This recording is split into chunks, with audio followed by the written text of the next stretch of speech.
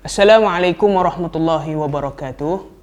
Alhamdulillahirabbil alamin wassalatu wassalamu ala asyrafil anbiya'i wal mursalin wa ala alihi wa ashabihi ajma'in.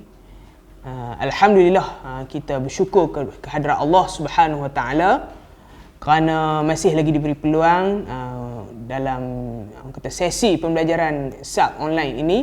Adik-adik, abang-abang yang berada di rumah, alhamdulillah, kita bersyukur kepada Allah di atas segala nikmat dan pinjaman yang Allah bagi ini. Moga-moga segala nikmat ini, segala tenaga atau kesempatan yang Allah bagi kat kita ni, kita gunakan dengan sebaiknya, insya-Allah.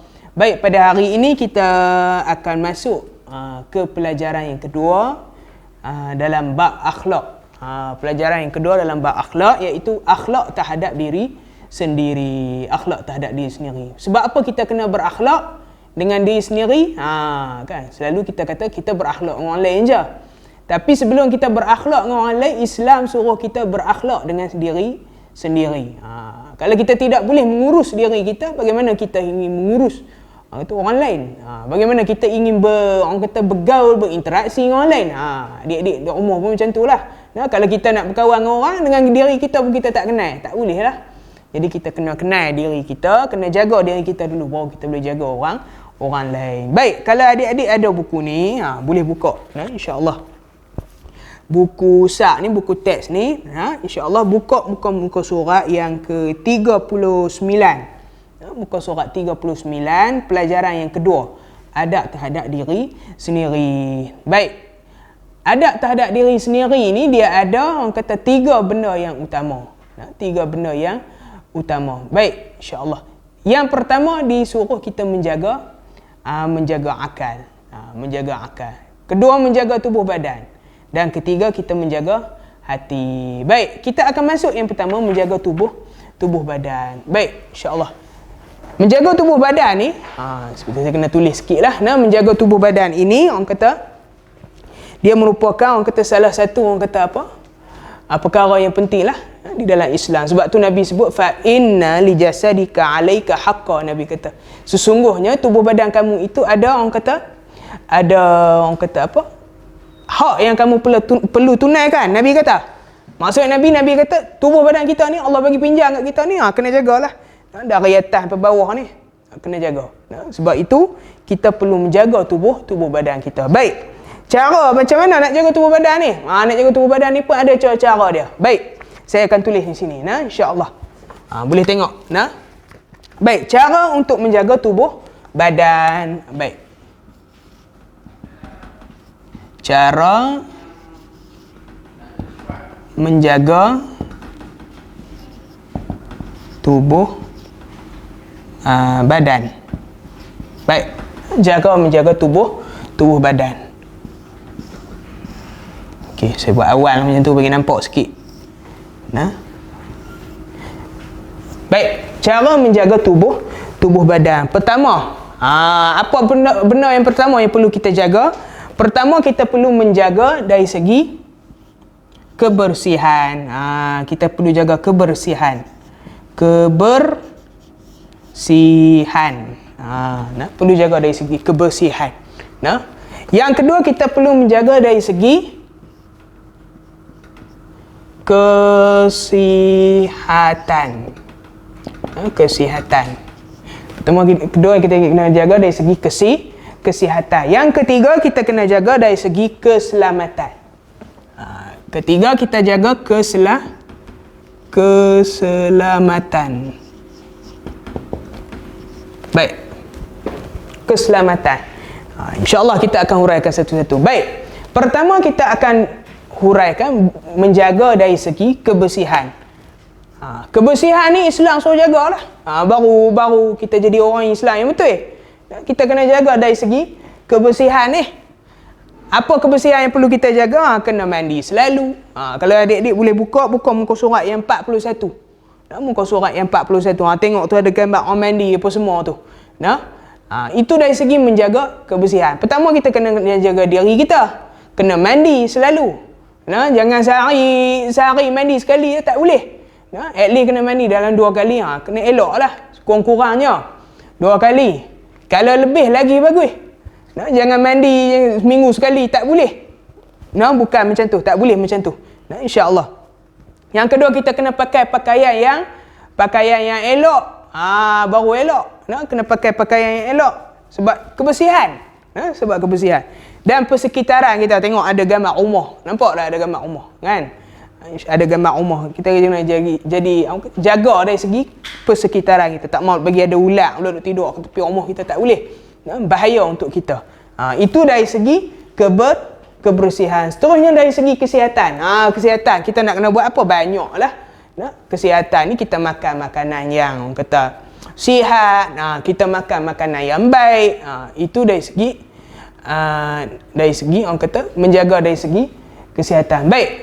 Itu anak nombor yang dikasih sekalian. Kita kena jaga. Dari segi kesihatan. Kena bersukan selalu dan berihlah. Berihlah dan tidur yang cukup. Baru boleh. Itu dari segi kesihatan. Baik, seterusnya, adik-adik sekalian, dari segi keselamatan pun kita kena jaga juga dari segi keselamatan. Bagaimana dari segi keselamatan? Kalau ustaz nak bagi ni banyaklah. Banyaklah dari segi keselamatan ni. Kalau nak lintas jalan tu kena tengok kiri kanan dulu. Tengok dalam tak silap dalam buku pun ada. Dia tunjuk. Dalam buku pun ada, dalam muka surat 43. Kalau boleh tengok ada gambar orang duk lintas jalan tu. Dari segi keselamatan nak lintas tu tak boleh lintas lagu tu je. Kena perhati kiri kanan dulu. Kena perhati kiri kanan dulu baru boleh lintas. Kalau bulan puasa, nak dekat-dekat raya tu jangan duk main mercun. Tu tengok ada gambar orang duk main mercun tu. Kan? Tak boleh. Sebab perkara-perkara itu membahayakan diri kita. Dan Islam melarang umat dia ataupun kita ni sebagai orang Islam larang daripada menjatuhkan diri kita ke dalam bahaya tu kebinasaan. Tak boleh. Jadi keselamatan perlu dijaga. Baik, kalau jaga ketiga-tiga ini barulah kita dinamakan menjaga tubuh badan. Adik-adik sekalian. Baik. Seterusnya kita akan masuk unit kedua. Menjaga apa? Menjaga akal. Menjaga akal. Insya-Allah. Baik. Seterusnya kita masuk muka surat 44 kalau boleh.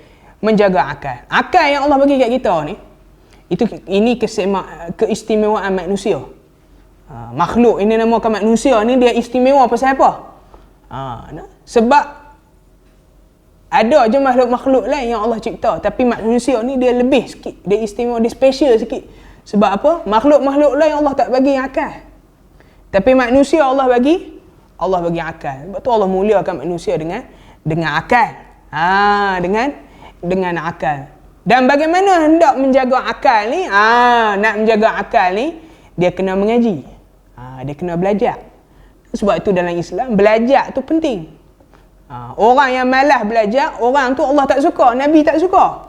Sebab tu kita kena belajar. Allah kata dalam Quran, "Qul hal yastawil ladzina ya'lamun wal ladzina la ya'lamun." Samakah Allah tanya? Orang-orang yang belajar, orang-orang yang mengaji, orang-orang yang mengetahui dengan orang-orang yang tidak mengetahui. Sebab tu orang yang mengaji ni dia ada tanda-tanda dia. Macam mana kita tahu dia ni orang yang mengaji? Orang yang mengaji ni tingkah laku dia elok. Percakapan dia elok. Dia berinteraksi dengan orang elok. Ini tanda-tanda orang yang mengaji. Orang yang tak belajar, cakap dia buruk, tingkah laku dia buruk. Sebab tu kita kena jadi orang yang menjaga akal. Bila kita jaga akal, kita menjaga tingkah laku kita, semua benda secara automatik. Baik, nak mengaji ni pun, adik-adik sekalian, nak mengaji ni pun, dia bukan duk mengaji lagu tu je, tak boleh. Dia kena ada, orang kata, adab-adab dia. Setiap benda yang kita buat ni, dia ada adab-adab dia. Dengan masa kita bekerja, ada adab dia. Masa kita dalam satu tempat atau majlis, dia ada adab-adab dia. Samalah dengan nak mengaji ni pun, dia ada adab-adab dia. Yang perkara itu disebut sebagai adab menuntut ilmu.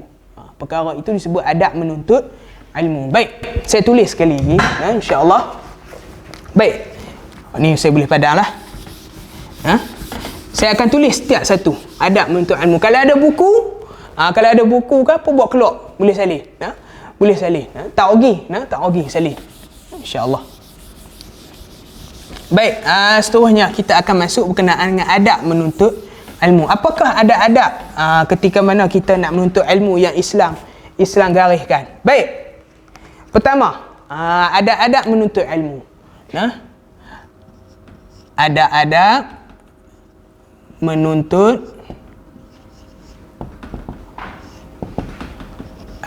menuntut ilmu. Baik. Apa adab yang pertama yang perlu kita jaga ketika mana kita menuntut ilmu? Baik. Yang pertama kita kena tengok apa dia kata tu. Bersedia dengan alat-alat tulis. Nak belajar ni, dia kena ada alat-alat dia. Nah, ilmu ni, kalau kita nak ambil ilmu, kita mesti tambah ilmu kita tu. Sebab ilmu ni dia benda yang orang kata apa? Benda yang liar, dia kata. Para ulama kata ilmu ni liar. Dan kita perlu tambah ilmu tu dengan apa? Dengan tulisan kita. Waktu cikgu kat sekolah dia suruh tulis. Waktu cikgu kat sekolah dia suruh buat kerja sekolah. Dia bagi kerja rumah banyak. Sebab nak bagi lekat ilmu tu dekat kita, bukan nak darah kita. Sebab tu dia suruh tulis. Sebab dengan kita menulis, perkara itu lekat dalam diri kita. Kalau kita kat duk dengar aja, waktu saya suruh pemik buku tadi tu. Waktu saya suruh pemik buku. Sebab nak bagi lekat. Kalau saya duk cakap tu ni, tak tulis, dia tak lekat lah. Jadi nak mengaji, dia kena ada alat lah. Alat-alat dia. Untuk, orang kata, untuk bagi lekat ilmu kita tu. Sebab tu kalau kita nak mengaji, bersedia dengan alat-alat tulis. Alat-alat untuk menulis ni. Waktu pergi sekolah, kalau cikgu sebut keluar buku, jangan duk kata. Tak mahu, dia kata cikgu saya tak bawa buku. Buat kerja tak bawa buku, tak boleh. Orang yang duk kata macam tu, maksudnya orang itu tidak mahu menuntut ilmu. Kita tak mahu macam tu. Orang macam tu tak mahu menuntut ilmu. Bukan perangai orang nak menuntut ilmu macam tu. Hak nu tak bawa, lukis. Cikgu kata suruh lukis. Lukis keluarga kan, lukis rumah ke apa. Ustaz, ustazah. Saya tak bawa orang kata pemarih lah, tak bawa pensil lah. Orang macam ni dia bukan nak menuntut ilmu. Orang macam ni tak elok. Tak elok perbuatan macam ni. Jadi kena sedia dengan alat-alat untuk menuntut ilmu. Tu kena bagi lengkap semua. Sebab tu penting. Tak kira tua ke muda, ayah ke adik-adik ke semualah. Nak menulis apa-apa pun, nak menuntut ilmu pun kena tulis. Baru lekat, baru lekat. Yang kedua, antara adab-adab menuntut ilmu. Antara adab-adab menuntut ilmu yang kedua apa dia? Yang kedua, kita digalakkan berdoa. Kita digalakkan berdoa. Kena baca doa. Baca doa sebelum menuntut ilmu. Penting doa ni. Walaupun ia tidaklah orang kata wajib, tapi digalakkan. Sebab itu antara adab-adab kita. Kita nak ambil ilmu ni dari Allah. Jadi kita nak mohon ke Allah, kita kena orang kata apa? Kena merayu ke Allah, kena berdoa pada Allah, baru ilmu tu lekat. Macam tu. Atau doa-doa banyaklah, doa-doa menuntut ilmu ni. Adik-adik duk baca kat sekolah kan, Allah maftah alaina. Kan? Yang kalau jangan tinggal salah satu doa dia, Rabbi zidni ilma warzuqni fahma. Jangan tinggal. Rabbi zidni ilma. Kena tahu maksud tu kita baca tu. Rabbi zidni ilma, pendek je. Ya wahai Tuhan kami, wahai Tuhanku, zidni ilma, tambahkan ilmu buat diri aku. Kita minta ke Allah, Rabbi zidni ilma warzuqni fahma, dan rezekikan aku dengan kefahaman. Pasal apa kita minta kefahaman kita sebagai suatu rezeki? Sebab ada banyak orang mengaji tapi dia tak faham. Makin tinggi mengaji, makin tak faham dia. Makin tinggi mengaji bukan jadi makin elok, makin tak elok. Sebab tu kefahaman tu, hak kita mengaji ni suatu rezeki pada Allah Subhanahu Wa Taala. Tu kena minta rezeki. Faham tu. Tak guna kita mengaji banyak-banyak tapi kita tidak faham.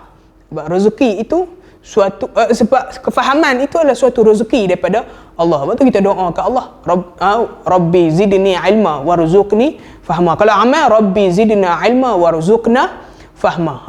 Waktu kena minta ke Allah, kena berdoa. Kena berdoa pada Allah Subhanahu Wa Taala. Kena berdoa. Yang ketiga. Yang ketiga apa dia? Yang tiga, memberi sepenuh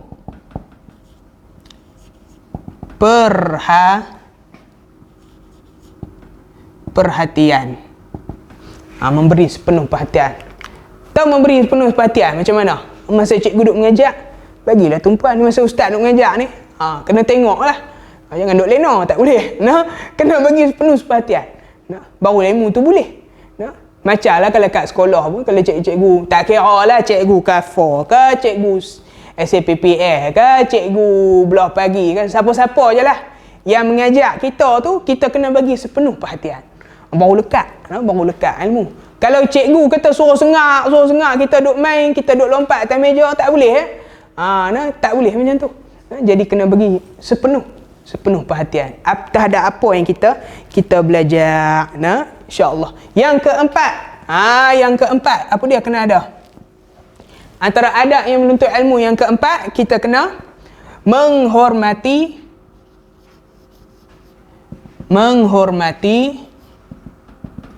guru. Menghormati guru. Cikgu kita tu, kita kena hormat. Cikgu ni orang kata apa? Cikgu lelaki, cikgu perempuan kita ni bagaikan ibu bapa kedua di sekolah. Cikgu yang duk mengajar kita ni macam mak pak kita yang kedua. Kita hormat dah mak pak kita dekat rumah. Kita hormat dah? Mestilah kita hormat. Kalau kita hormat dengan mak pak kita dekat rumah, macam tu juga kita kena hormat dengan cikgu-cikgu yang mengajar kita kat sekolah. Sebab mereka ini ibaratkan orang kata apa? Ibu bapa yang kedua. Seperti mana kita hormat mereka, kena hormat juga cikgu. Macam tu.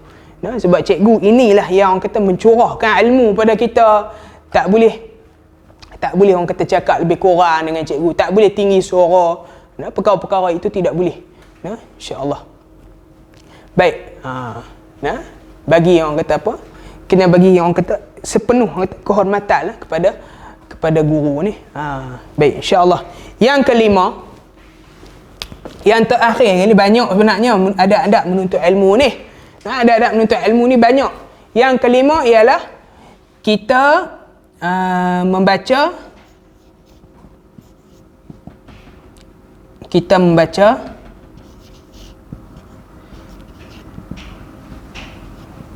kafaratul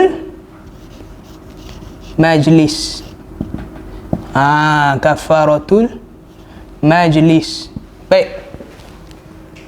Kafaratul majlis. Apa dia maksud kafaratul majlis? Apa maksud kafaratul majlis? Kafaratul majlis ni kita baca ketika mana kita selesai belajar. Ataupun kita selesai suatu orang kata majlis dan seumpamanya. Kenuri kan? Kita kena baca kafaratul majlis. Macam mana kafaratul majlis? Duk baca selalu tapi mungkin kita tak tahu nama tu. Nama istilah tu. Kafaratul majlis ni subhanakallahumma wa bihamdika asyhadu an la ilaha illa anta astaghfiruka wa atubu ilaik. Itu orang panggil kafaratul majlis. Duk baca selalu. Habis kafar cikgu suruh baca. Habis cikgu suruh baca subhanakallahumma wa bihamdika asyhadu an la ilaha illa anta astaghfiruka wa atubu ilaik. Yang tu orang panggil kafaratul majlis. Kafaratul majlis termasuk dalam kalangan orang kata apa, adab-adab menuntut ilmu. Adab-adab dalam menuntut ilmu. Jadi kena baca kafaratul majlis. Bukanlah orang kata wajib pun, cuma adab dia. Sunat kita baca kafaratul majlis. Baik. Jadi ini antara adab-adab untuk menuntut ilmu dan proses-proses kita menjaga akal kita. Proses-proses kita menjaga akal kita. Baik. Seterusnya, seterusnya yang ketiga, unit yang ketiga, kita menjaga benda yang terakhir itu kita menjaga hati kita. Kita menjaga hati kita. Unit yang ketiga. Kalau adik-adik ada buku, bagi yang mengikuti suara ni, ada buku sak ni, insya-Allah buka muka surat yang ke-45. Muka surat yang ke-45 iaitu menjaga hati. Hati kita ni ataupun jantung hati kita ini Nabi sebut sebagai orang kata apa? Sebagai raja. Hati kita ini raja. Raja pada diri kita. Kalau betul hati kita, betul lah tingkah laku kita, perangai kita. Kalau elok hati kita, eloklah semua benda. Kalau buruk, buruklah semua benda. Sebab tu benda yang pertama kena jaga hati. Paling utama tu kena jaga hati. Hati ni Allah Subhanahu Taala dia akan tanya di akhirat. Anggota-anggota kita ni semua Allah akan tanya. Bagi adik-adik sekalian, anggota-anggota kita semua ni Allah akan tanya di akhirat. Allah akan tanya di akhirat. Ni tangan kita, kulit kita, mata kita, mulut kita, semua Allah akan tanya. Dan antara perkara yang Allah tanya lagi, anggota yang Allah tanya lagi, hati kita. Hati pun Allah akan tanya. Seperti mana firman Allah Subhanahu Wa Taala, kalau ada buku bagi yang mengikuti siaran ni, kalau yang ada buku, tengok firman Allah Subhanahu Wa Taala muka surat 45. Inna sam'a wal basara wal fuad kullu ulaika kana anhu mas'ula. Tu Allah kata. Allah kata apa? Inna sam'a, sesungguhnya pendengaran kamu, wal basar, penglihatan kamu, wal fuad, hati kamu. Tiga benda ni antara yang Allah akan tanya. Kullu ulaika kana anhu mas'ula. Semua itu akan tetap ditanya oleh Allah Subhanahu Taala terhadap apa yang dia pernah buat di dunia dahulu. Jadi semua benda tu Allah akan tanya. Tu surah Al-Isra ayat 36. Itu dalil dia yang menunjukkan benda semua anggota kita ni akan bercakap di hadapan Allah Subhanahu Taala. Menceritakan apa hak benda depa biasa buat dulu. Jadi kena jaga. Antaranya hati kita Allah akan tanya. Baik. Bagaimana nak menjaga hati kita? Nak menjaga hati kita banyak. Banyak. Tapi yang utamanya ialah kita menjaga diri kita dengan melakukan hati kita ini, dengan melakukan sifat-sifat yang mahmudah. Kena buat perkara-perkara yang mahmudah dan jauhkan perkara-perkara yang mazmumah. Biasa dengar perkara benda tu. Mahmudah dengan mazmumah. Saya tulis sekali lagi. Sifat-sifat yang mahmudah. Sifat-sifat yang mahmudah. Mahmudah. Satu lagi orang panggil sifat-sifat yang mazmumah. Mazmumah. Apa dia sifat-sifat yang mahmudah? Sifat-sifat mahmudah ni adalah sifat-sifat yang baik. Sifat-sifat yang terpuji. Sifat-sifat yang elok. Ini orang panggil sifat-sifat yang mahmudah. Apa antara sifat-sifat baik? Banyak. Dalam diri kita banyak benda. Sifat-sifat mahmudah. Suka tolong orang, cakap bagi elok, pemaaf. Itu sifat-sifat yang mahmudah. Jadi kena buat sifat-sifat yang mahmudah, baru hati terjaga. Dan kena jauh sifat-sifat yang mazmumah. Mazmumah ni sifat-sifat yang apa? Yang tak elok. Sifat-sifat yang tak elok. Sifat-sifat yang tak elok. Apa sifat-sifat yang tak elok? Cukup cakap bohong, pemarah, sikit-sikit nak marah, sikit-sikit nak marah. Orang kata lebih-lebih, orang kata melawak, orang nak marah. Tak boleh. Tu sifat-sifat yang mazmumah. Orang cuek sikit kita, tumbuk balik kawan kita tu, tak padan dengan orang buat. Itu sifat-sifat yang mazmumah. Tak boleh. Kena jauh sifat-sifat yang mazmumah tu. Suka ni orang kata cakap bohong. Saya sebut tadi cakap bohong, mencuri, dahaka pada mak pak, itu sifat-sifat yang mazmumah. Kalau nak jaga hati kita, mesti buat sifat-sifat yang mahmudah dan tinggalkan sifat-sifat yang mazmumah. Baik. Kalau buat dua-dua ni, kalau jaga dua-dua ini, perkara ini disebut sebagai kita menjaga hati kita. InsyaAllah. Itulah pelajaran untuk kita hari ini, adik-adik sekalian dan murid sekalian. InsyaAllah. Baik. Kita ulang balik. Kita ulang balik dari awal sebagai orang kita refleksi lah dari awal. InsyaAllah. Akhlak terhadap diri sendiri. Tiga benda kena jaga. Kita nak berakhlak dengan diri sendiri ni, tiga benda kena jaga. Jaga tiga benda ni baru kita boleh berakhlak dengan orang lain. Kena jaga tiga benda ni. Pertama, kita kena jaga dari segi tubuh badan kita. Macam saya kata tadi, kena bersenam, kena jaga persekitaran, keselamatan, apa semua ni. Yang kedua, kita kena jaga dari segi akal. Kita kena mengaji, kita kena belajar, sebab itu perkara yang wajib. Perkara yang wajib. Yang ketiga, kita kena jaga dari segi hati. Jaga hati dengan buat sifat-sifat yang mahmudah dan tinggalkan sifat-sifat yang mazmumah. Baik, insya-Allah. saya rasa cukuplah untuk setakat itu untuk hari ini. Nah, terima kasih adik-adik, abang-abang sekalian yang memberikan orang kata apa perhatian untuk hari ini. Insya-Allah yang kita berdoa kepada Allah Subhanahu Wa Taala, moga-moga apa yang kita belajar ini, apa yang kita ambil walaupun sedikit, memberikan kefahaman yang banyak buat diri kita. Kita belajar sikit-sikit tak apa. Nah, adik-adik, abang-abang sekalian, nah, tuan-tuan, puan-puan, ayah, ibu-ibu di rumah, nah, kita belajar sikit tak apa. Janji benda yang kita belajar tu lekat. Duk belajar banyak-banyak pun tak lekat, tak mau juga. Nah, jadi kita kena belajar sikit-sikit, tak apa. Nah, dari setiap hari ke setiap hari kita tambahlah sikit-sikit, nah, insya-Allah. Baik, saya cukup untuk takat ni, insya-Allah. Kalau ada pertemuan yang akan datang, insya-Allah kalau Allah izin kita akan bertemu lagi untuk sesi yang akan datang. Saya minta ampun, minta maaf banyak-banyak nah kat adik-adik sekalian yang berada di rumah. Moga-moga apa yang saya sampaikan ni ada sedikit manfaat. Yang baik itu datang pada Allah. Yang lemah kurang tu datang daripada diri saya sendiri. Subhanakallahumma wa bihamdika asyhadu an la ilaha illa anta astaghfiruka wa atubu ilaih. Assalamualaikum warahmatullahi wabarakatuh.